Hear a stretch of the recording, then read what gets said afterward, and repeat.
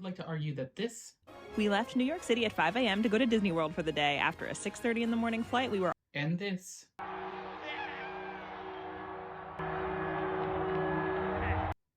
are fundamentally the same things.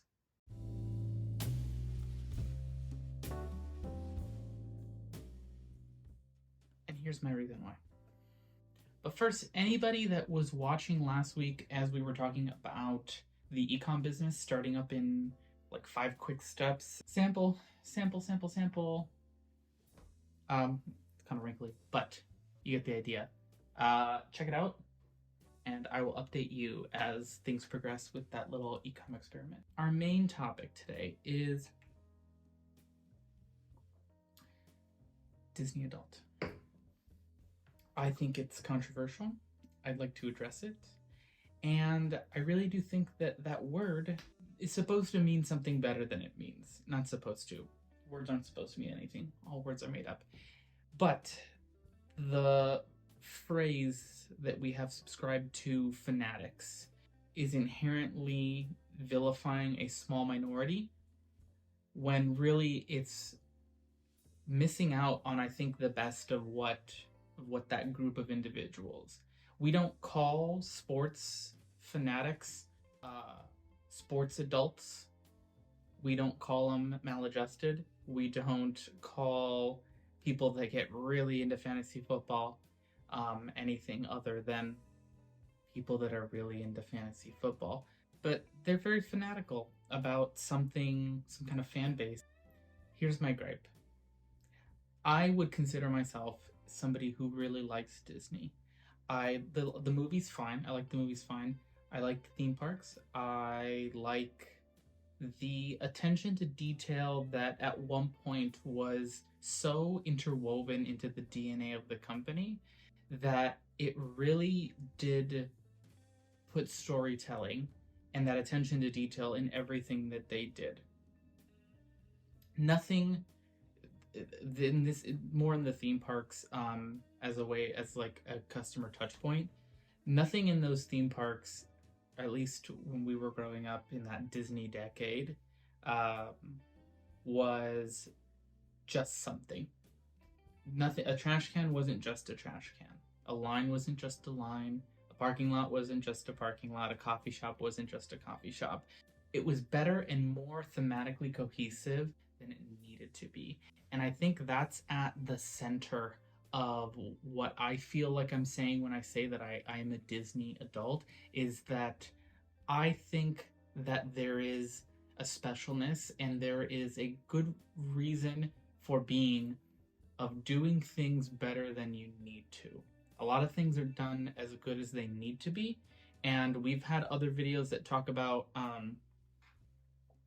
marketing efforts and go-to-market strategies and product development, and something, you know, is so cool and so close to being amazing and they fall short, and then you go, what was that about? And you know what? It didn't need to be that good. So it wasn't that good. And from the very beginning, it's, again, more so with parks, because I'm honing in on just the real life customer touchpoint experience I have of being in Southern California and going to Disneyland in the 90s up into the aughts. Nothing there was only as good as it needed to be. It was as good as that team could do. And I think there's a whole generation of people that have grown up with that idea of telling stories through non-conventional mediums, telling stories through things, which is kind of what I like to do in my work, apart from kind of other things, but like telling stories through consumer goods, where you have something that you want, a story that you're trying to convey, and the original medium might have been a movie or a television series, but you're taking that same concept and how do I turn that into a thing that somebody can hold, and I'm telling them that same story. You get into a lot of that in licensing of things not being better than they need to be. Just look at a lot of the stuff that you're going to see at Target or Walmart or Box Lunch that has like your favorite characters on it from whatever company. And is the stuff cool? Is it like so aware of the content that it's referencing that you as a fan would have made something similar, or did they take the approved artwork and put it on another product and are now selling you that sandwich of the two? um I like to think that people did resonate when I was making stuff that was different. It was better than it needed to be, and that was our differentiator. And a lot of that comes back to being, growing up in that time where everything Disney was doing at that time in like the late 80s and 90s, if it said Disney on it, you knew that it was like extra. You knew that it was just a little bit different, or they were going to throw in some extra thing for free, and there was just going to be this wow factor that you weren't going to get anywhere else. Where on paper, Universal and Disney would have a very similar sounding offering, but then in the execution of it, Disney just like went to town, and you didn't realize how much the theming of handrails would make in your experience until you saw it without it, and you saw this super themed building with like aluminum handrails and just a aluminum trash can, and you're like, oh, this is kind of jarring. But it didn't need to be that way, but it was when like the Disney difference was a real thing.